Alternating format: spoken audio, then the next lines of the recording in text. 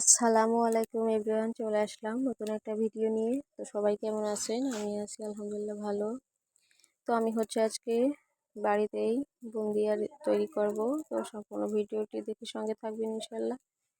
তো পারফেক্ট বুন্দিয়াগুলো বানাতে হলে সম্পূর্ণ ভিডিওটি দেখে সাথে থাকবেন।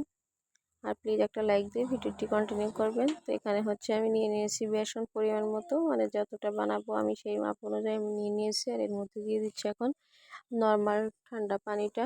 তো পানিটা দিয়ে ভালো করে এটা আমি একটা সুন্দর ব্যাটার তৈরি করে নেব।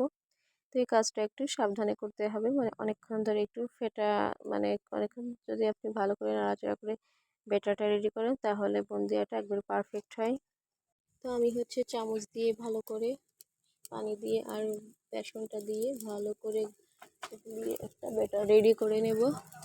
তো প্রিয় আপু ভাইয়ারা যে যেখান থেকে ভিডিওটি দেখছেন, রিকোয়েস্ট থাকবে সম্পূর্ণ ভিডিওটি দেখে তারপরে লাইক দিয়ে কমেন্ট করে যাবেন। আর যারা লাইক দিয়ে ভিডিও দেখেন না তাদেরকে রিকোয়েস্ট করবো প্লিজ একটা লাইক দিয়ে আমার ভিডিওটি কন্টিনিউ করলে আমার ভিডিও বানাতে অনেক ভালো লাগে। আর ভিডিও যত ভিউ দেখি তার থেকে কমেন্ট অনেক বেশি দেখি, কিন্তু ভিউ কম। প্লিজ এগুলা কাজ করবেন না। বা ওই যে আমি সুন্দরভাবে কিন্তু দেখুন চামচ দিয়ে একটু অনেকক্ষণ ধরে ফেটে নিচ্ছি। তো এই কাজটা একটু করলে বুন্দিয়াটা সুন্দর একবারে দোকানের মতোই হয়। তো এইটা একটা টিপস, যত বেশি ফিটবেন ততই কিন্তু ভালো হবে, মানে অনেক সুন্দর হয়। তো আমি একটু সময় নিয়ে অনেকক্ষণ ধরে এটা করেছিলাম। তো এটা আমি অনেকক্ষণ ফেটে তারপরে অনেকক্ষণ রেস্ট রেখে দিয়েছিলাম ঘন্টাখানেক। তাতে করে আমার বুন্দিয়াটা আরও বেশি ভালো হয়েছিল। তো হয়তো ক্যামেরায় আপনাদের দেখতে অসুবিধা হবে, কিন্তু রিয়েলি বুন্দিয়াগুলো অনেক সুন্দর হয়েছিল মাশাল্লাহ। তো দেখুন আমি কোন প্রসেসে গুলিয়ে নিচ্ছি। তো এবার রিকোয়েস্ট করবো, যদি নতুন কোনো বন্ধু আমার ভিডিওটি প্রথমবার দেখতে আসছেন, প্লিজ একটা রিকোয়েস্ট থাকবে চ্যানেলটা সাবস্ক্রাইব করে বেল আইকনটি বাজিয়ে সম্পূর্ণ ভিডিওটি দেখে সঙ্গে থাকবে ইনশাল্লাহ। তো আমি ভালো করে কিন্তু সুন্দর করে এটা ফেটে নিব। তো এটা কিন্তু অনেকক্ষণ ধরে ফেটে নিয়েছিলাম আমি। আর এটা ভাজার সময় খেয়াল রাখবেন যেন বুন্দিয়াটা মানে এক জায়গায় পড়ে, চারিদিকে দিলে কিন্তু সবগুলো লেগে লেগে যাবে।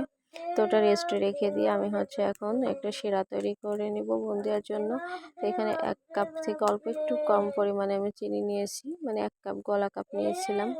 এখন এটা দিয়ে আমি পানি নিয়ে নিচ্ছি অর্ধেকটা। তো পানিটা দিয়ে আমি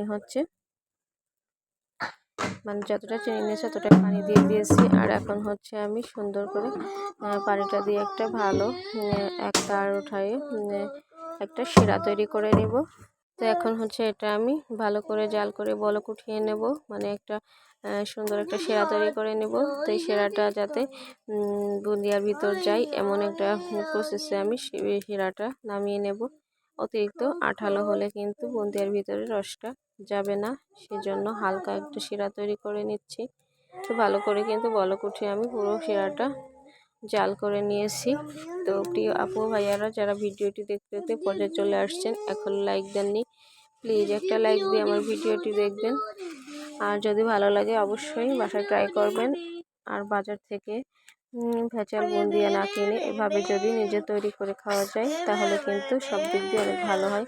তো এখানে আমি 1 টুকরা লেবু রস দিয়ে দিলাম। এটা রেডি হয়ে গেছে। আমি এখন লেবু রসটা দিয়ে কমপ্লিট করে সুন্দর করে নামিয়ে নেব। তো আমি এখন শিরাটা চুলা থেকে নামিয়ে নিয়ে বুন্দিয়াটা ভেজে নিব। তো এখন চলে আসছি বুন্দিয়া নিয়ে চুলার কাছে। তো এই যে দেখুন বুন্দিয়াটা কেমন হয়েছে, মানে সরি বেটারটা ঠিক এরকম একটা মানে বেটার রেডি করলে তাহলে কিন্তু বুন্দিয়াটা পারফেক্ট হবে। অতিরিক্ত পানসেও না, আবার একেবারে ঘনও না, মানে মিডিয়াম। তো এখানে আমি একটু কালার মেশানোর জন্য আলাদা করে নেব। এখানে আমি রেড ফুড কালারটা দিয়ে দিয়েছি, এটা অপশনাল, না দিলেও অসুবিধা নাই। তো আমার কাছে কালারটা ছিল, এই জন্য আমি একটু 2টা কালারে তৈরি করব দেখে মিক্সড করে নিচ্ছি। এখন চামচ দিয়ে সুন্দর করে মিক্সড করে নিচ্ছি। তো এটা কিন্তু না দিলেও সমস্যা নাই। তো যদি কালারফুল দেখতে চান, মনে হয় যে দোকানের মতো, তাহলে এরকম কালার দিলে দেখতে ভালো লাগে, বাচ্চারা খুব খুশি মনে খেয়ে নেয়। তো এখন হচ্ছে আমি কড়াই দিয়ে দিয়েছি ভাজার জন্য বুন্দিয়া। তো এখন চুলায় জাল করে নিয়ে কড়াইটা শুকিয়ে তেল দিয়ে দিলাম, মানে ডোবা তেলে, যাতে করে ভাজতে পারি সেই জন্য। তো এই যে আমি এটা একটু তেল মেখে নিলাম, আর এটা দিয়েই আমি বুন্দিয়াটা তৈরি করব। এরকম একটা জালিদার যে ছাঁকনি থাকে, আমরা পিঠা ওঠানোর জন্য ব্যবহার করি, এটা আমি একটা দিয়ে একটু চেক করতেছি। তো তেলটা মোটামুটি গরম হয়ে গেছে, দেখুন ওটা কিন্তু উপরে উঠে আসছে। এই পর্যায়ে হচ্ছে আমি এটা এই ছাঁকনিটা দিয়ে এখন হচ্ছে আমি হালকা করে চামচ দিয়ে এটা প্রেস করে করে বুন্দিয়াগুলো ভেজে নিব। তো দেখুন সুন্দর কিন্তু আস্তে আস্তে পড়তেছে, আর হালকা হালকা করে মানে ছড়িয়ে যাচ্ছে, ভেজে মানে সুন্দরভাবে কিন্তু ভাজা হয়ে যাচ্ছে।